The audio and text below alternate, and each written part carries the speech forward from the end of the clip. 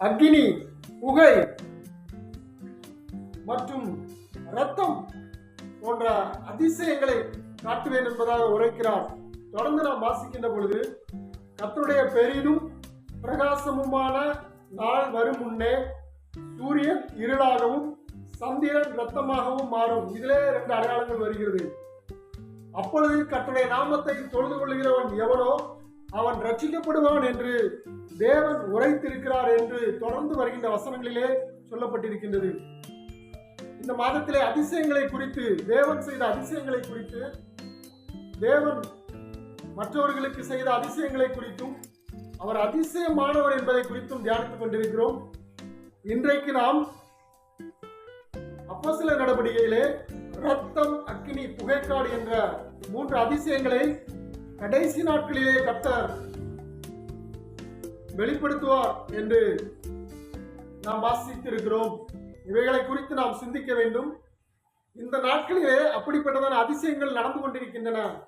அடிக்கடி நீங்கள் செய்திகளிலே நீங்கள் கேள்விப்படலாம். சூரியனுடைய தோற்றம், சந்திரனின் தோற்றம், உலகத்திலே நிகழ்கின்ற மாற்றங்களை வைத்து நீங்கள் இந்த வசனங்களை புரிந்து கொள்ள முடியும்.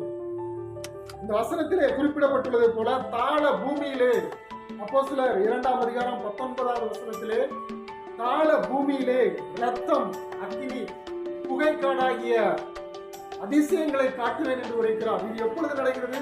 கர்த்தருடைய பெரிதும், தொடர்ந்து வருகின்ற வசனத்திலே, கர்த்தருடைய பெரிதும் பிரகாசமுமான நாள் வரும் முன்னே சூரியன் இருளாகவும் சந்திரன் இரத்தமாகவும் மாறும். அப்பொழுது கர்த்தருடைய நாமத்தை தொழுது கொள்கிறவன் ரட்சிக்கப்படுவான் என்று எழுதப்பட்டுள்ளது. அப்பொழுது நாம் செய்ய வேண்டியது, கர்த்தருடைய நாமத்தை நாம் பணிந்து கொள்ள வேண்டும், அவரை நாம் தொழுது கொள்ள வேண்டும், அவரிடத்திலே நாம் நம்பிக்கையாக இருக்க வேண்டும். அப்பொழுது நாம் இந்த மாதிரியான ஆபத்துகளிலிருந்து தப்பித்துக் கொள்ள முடியும். கர்த்தருடைய பிரகாசமான நாள் வருகிறது, கர்த்தருடைய பெரிய நாள் வருகிறது. அந்த நாள் கடைசி நாட்கள், இந்த நாட்கள் கடைசி நாட்கள். அப்போஸ்தலருடைய நாட்களிலே கடைசி நாட்கள் என்று குறிப்பிடப்பட்டுள்ளது. அப்போஸ்தலர்கள் வாழ்ந்த நாட்களிலேயே கடைசி நாட்கள் ஆரம்பித்து விட்டது. இப்பொழுது 2000 வருடங்கள் நடந்து கொண்டிருக்கிறது. 2000 வருடங்களை தாண்டி கொண்டிருக்கிறது.